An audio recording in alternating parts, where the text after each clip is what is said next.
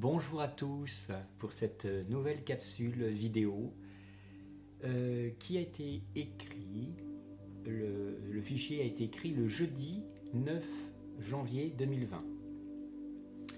Ça va être fait en deux séquences de 12-14 minutes parce que sinon ça durerait une demi-heure, c'est un peu long. Donc je pense que deux petites capsules de l'étape numéro 16 sera intéressant comme pour les autres parce qu'en ce moment ils sont assez longs à expliquer. Voilà, ceci étant dit, je vais commencer. Alors, les modifications des modes de vie, les évolutions socio-économiques et l'allongement de la durée de vie ont profondément transformé les problématiques nutritionnelles. L'augmentation de la longévité majore l'impact de la nutrition sur la santé en augmentant le temps d'exposition aux effets bénéfiques ou négatifs de l'alimentation.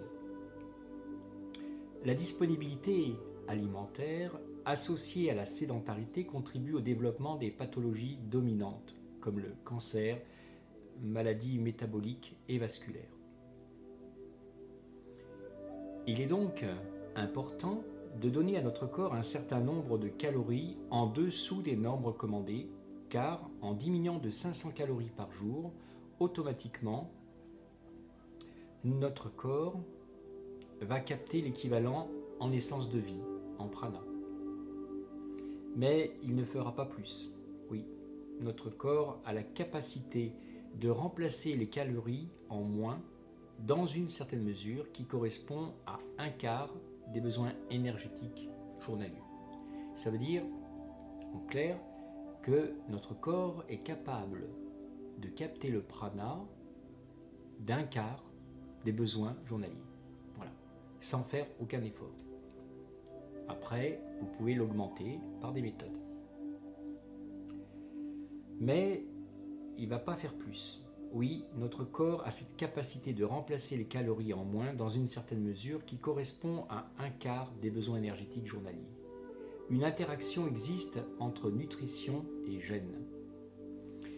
La nutrigénomique et la nutrigénétique permettent de mieux appréhender les actions des nutriments sur le patrimoine génétique. L'analyse des événements précoces, voire intra-utérin, doit permettre d'identifier des facteurs favorisant ou protégeant des dysfonctionnements liés à l'alimentation. Les effets transgénérationnels sont un autre domaine d'intérêt. Les modifications acquises et durables d'expression génique éventuellement transmissible pourraient constituer un mécanisme d'adaptation aux changements environnementaux. Des travaux récents ont mis en évidence que la qualité de la flore intestinale peut être associée à une susceptibilité plus ou moins importante de développer des désordres métaboliques s'il existe des dissonances entre l'alimentation et la capacité d'élimination des résidus. Aujourd'hui, le microbiote intestinal est considéré comme un organe distinct avec une activité et un métabolisme aux nombreux effets physiologiques. Sa manipulation, y compris par le régime alimentaire, offre la perspective d'effets possibles sur la santé dans la prévention ou l'amélioration de conditions pathologiques. Lors du vieillissement, les problèmes les plus fréquemment rencontrés sont les carences nutritionnelles et la déshydratation due au déséquilibre des calories et de l'activité. Les répercussions des modifications de l'environnement et des habitudes alimentaires sur l'homme et plus particulièrement sur l'augmentation constatée de l'incidence de certains cancers sont devenues un enjeu important pour la recherche scientifique. Environ un tiers des cancers pourraient être évités en jouant sur les deux composantes de l'homéostasie énergétique, l'alimentation et l'activité physique. Prévenir le cancer relève entre autres d'un équilibre entre alimentation et mode de vie. Le sport, dans une certaine proportion, alimente notre corps d'une énergie qui est supérieure à la dépense énergétique de cette activité. Et ce n'est qu'au bout d'un certain temps que vous puisez dans l'énergie globale de votre potentiel. Cela veut dire, en d'autres termes, que si vous courez 1 heure, c'est comme si vous aviez couru une demi-heure, parce que la première demi-heure ne compte pas. C'est qu'après 30 minutes de sport, que le corps commence à vraiment brûler.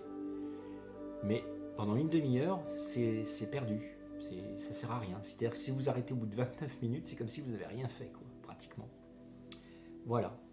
Cela veut dire que sur 100, on va prendre le chiffre 100, qui représente l'énergie au maximum, donc 100%, si vous commencez votre journée un peu fatigué avec 75%, c'est comme si on va le comparer avec une batterie de votre téléphone, elle est à 75%, et que vous ne donnez aucun aliment énergétique à votre corps, lorsque vous avez fait 45 minutes de sport, vous avez rechargé votre énergie à 100%, ce qui représente 25%, uniquement en faisant du sport. Si ensuite vous avez pratiqué le sun gazing au lever et au coucher du soleil, au moment où l'intensité lumineuse est moindre pour vous, nourrir de lumière énergétique, vous pouvez capter au minimum 30, c'est-à-dire 30%. Entre le sport et le sun gazing, vous commencez votre journée avec 55% d'énergie pure et les 45 autres, c'est grâce à l'essence de vie qui est absorbée par un autre moyen. L'alimentation classique d'un humain utilise 50% de son énergie à la digestion. C'est-à-dire ce que vous mangez, votre corps, il va devoir user 50% de la batterie pour digérer, uniquement. Donc si vous ne mangez pas, vous gagnez 50%. Voilà. En supprimant l'alimentation, vous gagnez donc 50% d'énergie. Les perturbateurs endocriniens, PE, sont des polluants chimiques présents dans notre environnement extérieur, l'air, l'eau, l'alimentation, dont la nocivité est maintenant reconnue. Ce sont des molécules qui miment, bloquent ou modifient l'action d'une hormone et par conséquent perturbent le fonctionnement normal de l'organisme. Les PE, perturbateurs endocriniens, donc les PE, sont suspectés être à l'origine de certains cancers. Cancer des testicules, de la prostate, des seins et de la leucémie. De maladies neurodégénératives et troubles du développement du système nerveux et d'une augmentation des problèmes d'infertilité. Des avancées récentes en termes de modèles expérimentaux permettent d'étudier les effets des xénobiotiques sur l'homme et son environnement, y compris à des niveaux faibles d'exposition. Parmi les agents présents dans l'air, certains, comme l'ozone et les particules fines, ont suscité d'importantes recherches ces dernières années. D'autres polluants, tels que le monoxyde de carbone, ont fait l'objet de moins d'attention. Ce dernier constitue pourtant un polluant majeur très fortement corrélé avec l'accroissement du taux de mortalité cardiovasculaire, notamment chez les populations à risque. Il a, par exemple, été montré qu'une exposition chronique d'animaux sains à de très faibles doses de CO induisait un remodelage myocardique, des troubles du rythme et une augmentation de la mort cellulaire. Dans la formule, la zéolite, clinoptilolite, est un chélateur naturel inhibiteur des produits chimiques et des métaux lourds. La formule que je propose ne guérit pas. Elle informe les cellules souches d'un message clair. Le message que la formule fait passer aux cellules et traduit en langue française, c'est rallongement des télomères. Le vieillissement normal, caractérisé par une diminution des capacités fonctionnelles de l'organisme, a une dimension métabolique certaine, puisque ce sont dans les situations où les capacités fonctionnelles qui sont mobilisées et que les limitations métaboliques liées au vieillissement sont plus apparentes, comme l'exercice physique, stress, maladie. Les causes de cette diminution des capacités métaboliques restent largement incomprises, quels que soient les systèmes ou organes considérée. À l'échelle cellulaire, le stress oxydatif lié à la production de radicaux libres, de même que la glycation non enzymatique des protéines, sont deux mécanismes largement impliqués dans les phénomènes de vieillissement. La restriction calorique chez les organismes modèles conduit à un allongement de la durée de vie, probablement par l'imitation des phénomènes cellulaires de stress oxydatif et de glycation protéique.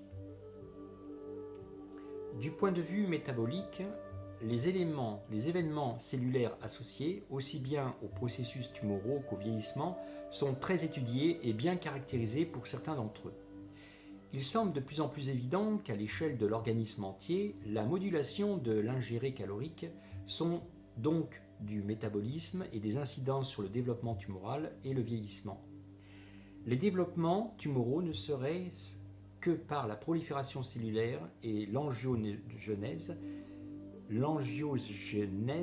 associée impacte le métabolisme du fait des besoins matériels et énergétiques qu'ils impliquent. Les relations entre développement tumoral et métabolisme ne se résument cependant pas à cela, puisque le développement d'une tumeur peut conduire à une cachexie dont l'intensité est sans proportionnalité directe avec les besoins en substrat induits par le développement tumoral. A l'inverse, la restriction calorique, en dépit de son impact négatif sur la condition corporelle lorsque la personne est ignorante, peut conduire à une amélioration de l'efficacité des thérapies anticancéreuses sans que l'explication qui étaye cet effet ne soit clairement établie. À l'échelle cellulaire, les cellules tumorales présentent un métabolisme altéré. Voilà, donc ça c'est la première partie. La première partie donc de la capsule vidéo.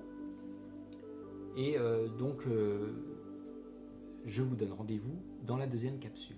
Merci de votre écoute.